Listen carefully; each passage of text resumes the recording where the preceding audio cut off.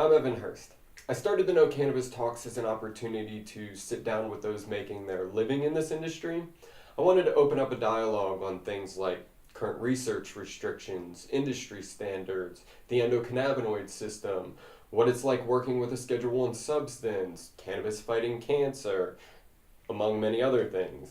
I mean, even just think about it in terms of its fuel use, its paper, but then also as a medicine. In one situation, same plant, your regulating agency could be the FDA. In another situation, it could be the DEA. And in a third situation, it could be the EPA. Mm-hmm. We can't just follow any old paths for this one. People who want to make informed decisions should be able to choose what works for them. Giving people their own freedom to make their personal choices about what they want to ingest. Just like alcohol. Exactly, and to set that standard so they know that when they go in and they buy beer, it's going to be this kind of beer, it's going to taste this way, it's going to affect them a certain way versus something that might be heavier than alcohols, wines, Yes. Bacardi 151. I mean, I even got the opportunity to ask about their own personal relationship with cannabis. She kind of offered individual stories as to why this plant is so important to them, which is exactly why it should be available to everyone. So I wanted to ask you your early experiences with cannabis, but more specifically your experiences with treating a cancerous tumor. Yeah. For me, it was a very easy decision, and that's because of my background and my prior understanding of plant medicine. In school, I went to study pre-med and focused on plant and soil sciences under pre-med, and then spent my senior semester abroad in Peru studying with the Shipibo tribe shamans. So then when I was diagnosed and the doctors discovered the tumor, it was no question for me that plant medicine was the way to go. At least, why not try it first? And here I am today, healthier than I've ever been in my life. So amazing. Really. So I can't take it. I would just go nuts, just crazy in that moment, the pain, and stuff like that.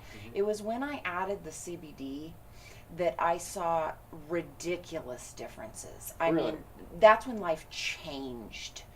Prior to that incident, my doctors told me I need to get off of cannabis. So cannabis was keeping me alive. As soon as I was off of cannabis for 2 days, my lungs collapsed, I had a heart attack, I had all these blood clots. I mean, the doctors were like, don't go on that cannabis, it'll be bad for your lungs. And they expected me to be drooling on myself and be handicapped, like on an oxygen tank in a wheelchair forever. So basically, my husband got really good cannabis oil from trusted people. He gave me medicine. I basically went into a cannabis coma where it was like, take as much oil as you can for about 3 months, and then everything started to come back. I started being able to form sentences and want to go write things and be able to use my arms and have energy. And, slowly but surely, I was like, okay, I'm going to get out of this wheelchair and into a walker and into a cane. And if you see me now, I can't run marathons or anything like that. I mean, I really can't even do a full hour of yoga, but I wasn't supposed to be alive. I wasn't supposed to be walking and not handicapped. I am okay. Join me as I ask questions, expand my own understanding, and incite thoughtful conversation about this life-saving, world-changing plant. Can you explain a little further the endocannabinoid system? It's an essential part of how cannabis works with us holistically and from head to toe. It doesn't just work with the neurology of our brain, but it works with our heart, it works with our digestive system, works with all that. I wanted to ask you to clarify for me personally, really, but who knows, maybe everyone else will kind of be interested. So the endocannabinoid system basically regulates every other neurotransmitter system in your body. The cannabinoid receptors sort of fine-tune these other neurons that produce serotonin and dopamine and GABA and glutamate. So it's sort of like those neurotransmitters are your big dial, and the endocannabinoid system is your fine dial. So it'll help put on the brakes if there's too much neurotransmitters being released. It'll amp it up if you need a little bit more. So you need a healthy endocannabinoid system to really provide a good balance for your brain and body. if you look at the traditional medical education, there's nothing on the endocannabinoid system. There's nothing on nutrition, just in general. The foods you eat, that's another reason I was really turned off by the traditional medical field. Colorado appears to be the leader in the world. Everybody turns to Colorado because it appears to them to be the best place to look to for guidance compared to all of the other states. And again, not something a lot of people are educated about or have the opportunity to be exposed to in, you know, a really safe environment with someone guiding them through the process and things like that.